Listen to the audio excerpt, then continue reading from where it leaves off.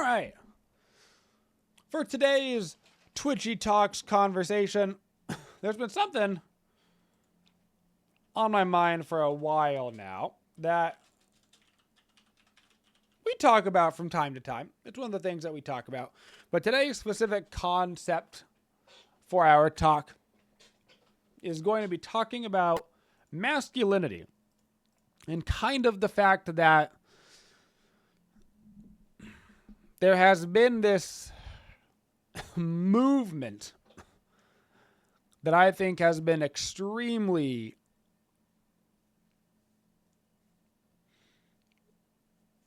dangerous with masculinity in terms of groups trying to co-opt the whole idea of being a man and the things that they associate it with, which I think is particularly harmful for young adults and boys that are on the internet that get thrown into these groups, right? The algorithm puts them in there. And there seems to be, and it's kind of what I keep coming back to, is there seems to be this movement towards masculinity equals selfish. There are these pretty extreme right-wing style groups that very much the association is the more selfish you are, the more you do without caring what anybody else thinks or any impact it has on anybody else, the more manly you are. The more that you double down on something that you're wrong about instead of saying, oh, my bad, I didn't know.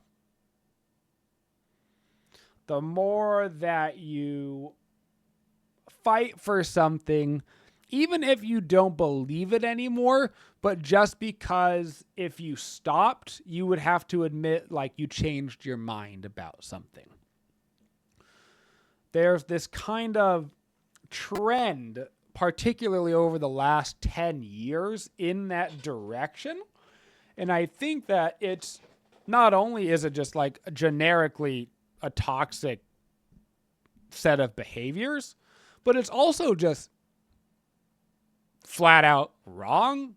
It's not masculine at all. It's not tough at all. It's not manly at all. It's quite literally the opposites. And I think that part of it is because I do think that manly, let's call them hobbies, have kind of become associated in and of themselves with right-wing political ideology. They've kind of got a grasp on the testicles of the hobbies of men, if you will. And I think that we need to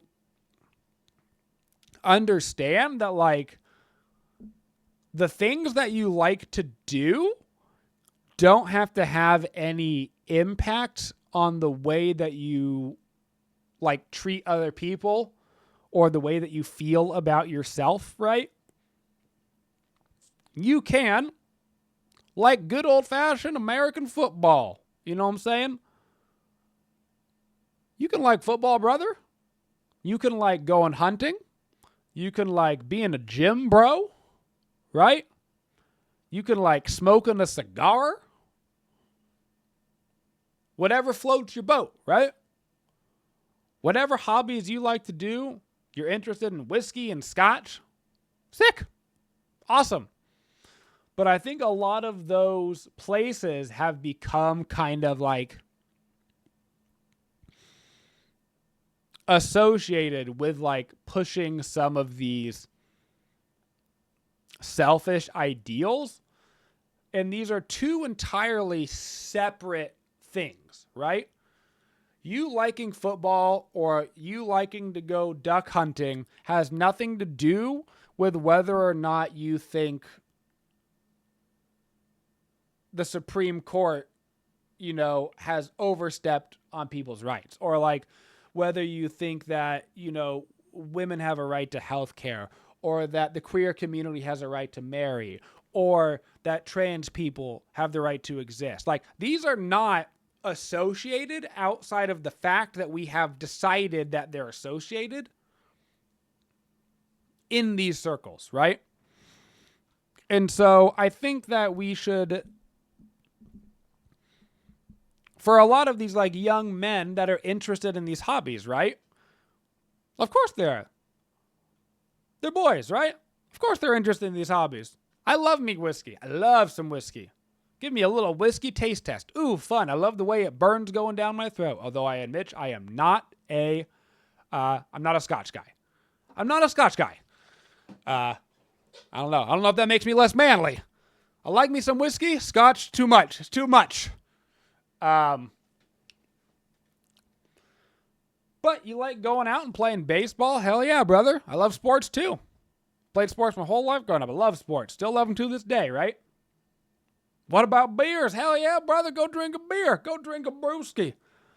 I'd rather have whiskey. But you go do you. Have a beer in one hand, playing some cornhole with the other, right? That's sick. That's some good, fun, manly fun, right? Good stuff. Quick sidetrack. What is your favorite whiskey? We actually did a whiskey taste test one time. Quick sidetrack. And it's called, oh my God, I've got the bottle out on my liquor cabinet. It's got wheel in the name. I actually haven't drank it in a long time because it's pretty expensive. It's not like overbearingly expensive. It's like $100 a bottle, which is like very expensive, but it's not like $1,000 bottle or anything. And it was so much better than everything else we tried, including bottles that were more expensive. Smoke wheel. Oh God. It's right in the top. I'll think about it while we continue talking. I'll think about it. It was so good. It was actually, we did a whole family taste test. It was everybody's favorite, pretty much universally, actually. But I think that we should make a point that as a man, to me, Smoke Wagon, hell yeah, brother, that's it. Comes with my highest recommendations. They make several different whiskeys, because of course they do, but specifically it is I believe it's called Unfiltered Uncut Smoke Wagon, if I do recall. The bottle looks like it would come from like an old-timey movie with like two guys about to do like a shootout at dawn kind of thing. If that's what the bottle looks like, then that's the right one.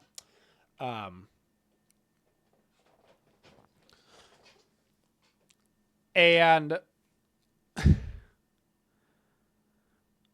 masculinity in and of itself,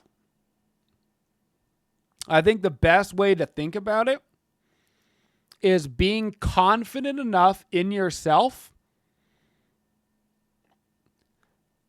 that activities that you do, mistakes that you make, don't make you feel less masculine. In other words, masculinity to an extent is not being afraid that you will take an action and it makes you less masculine, right? That living in fear of, oh, I can't do that thing because then I'll be less manly. That in and of itself, that thought process is specifically the thing that isn't masculine. That isn't manly. Being able to say, yeah, man, I'm going to go get a pedicure with my wife because it's a fun time for us to hang out together. That's masculine. You're confident. It doesn't affect the way that you think about yourself. You're going to go do something because it makes your wife happy. Knowing that if you make a mistake, you can admit to your mistake and say, oh yeah, that was my bad. I've learned. Growing and learning from your mistakes, that's masculine, right? being able to put others' needs before yourself, or even to put yourself in others' shoes, right? In order to feel how they're feeling, how that might affect their life, their friends, their family, their well-being. That's a manly thing to do. Being able to have empathy, being able to defend others, being able to stand up for other people, for other communities, right? It might be standing up for yourself. It might be standing up for yourself. Hell yeah, brother. Absolutely defend yourself. Good for you. It might be defending your sister, your brother, your aunt, your uncle, your neighbor, somebody you've never met before at the grocery store. Right? Making sure that other people have the right to live their life, the right to pursue their own happiness. You know, that kind of stuff is that's what kind of stuff that makes a man, you know? And I do think that we need to also, for those of us that find themselves on the very far left-wing side of things, I do think that there is there is a very literal, and I'm just going to speak from a male perspective here, abandoning of male activities. And this has nothing to do with, once again, activities are not political. That's not the point. The point is that if you're not in spaces where these boys are, where these young adults are, and all they're getting exposed to is one way of thinking, and all they're getting exposed to is this kind of like, you have to close off parts of yourself. Toughness is not showing emotions. Toughness is not caring about what happens to anybody else as long as you get your own. And if we're not in some of these spaces where those ideologies are being promoted, then you're going to lose out on entire generations and entire demographics of people. Not because necessarily they wouldn't have agreed with you, or you wouldn't have been able to get these people and show them a better way of living and pursuing their life, but because they simply never had an option. It never came up to them, right? Their best friend, told them to don't be a pussy. And their dad told them, don't be a pussy. And their grandpa said, don't be a pussy, right? And I think a lot of us have those experiences, whether it be with friends or a family member or family members. And I think that when you do that to young men, I think it sets them up in a way that puts them on a path that leads to this closing off, this hardening of your heart, that turns you into that curmudgeonly old man that you see on the sitcoms, except for instead of being 75 years old and that's happening, it's happening to kids that are 19 years old, And it's a shame that it happened to those men that were 80, and it's certainly a shame that it's happening to these men that are 18. And I think we need to keep our eyes out for each other, particularly those that we do have a power over. And by that, I mean, I'm just a random guy talking on the internet, right?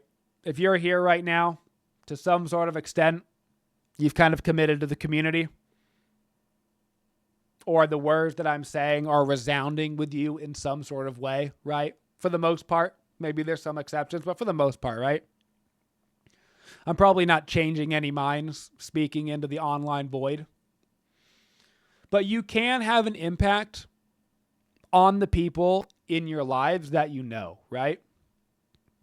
You can have an impact on your best friend. You can have an impact on your brother. You can have an impact on your cousin, your grandpa. Those types of people in your life that you've already got that baseline level of trust with each other, that baseline level of familiarity, where you know that person is coming at you from an earnest place,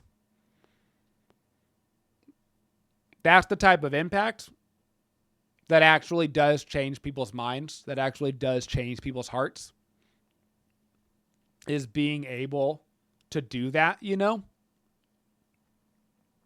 in a way that somebody screaming at you at the TV or on your computer just doesn't have the same impact, because at the end of the day, you didn't grow up with me, you weren't friends with me for 20 years or whatever it is, and it's just the words don't hit the same because we don't have necessarily the same starting point. We have less, maybe we're less familiar in the way that we grew up. You grew up in a different part of the world altogether with very different circumstances, right? So for a lot of things in life, your largest effect is going to be over your direct area. It's going to be over you, your family, your friends, your neighborhood, the town that you live in. Those are the kind of places that you have the biggest impact on. And those are the kind of places that that impact for you will be felt the most, because it'll change the direct area around you. But with that, guys, that's where we're going to end the conversation for today. Hope you guys have a wonderful rest of your day. I will see you guys all bright and early tomorrow morning for some more Twitch in action. Have a wonderful rest of your day. And as always, folks, have a Twitch in day, y'all.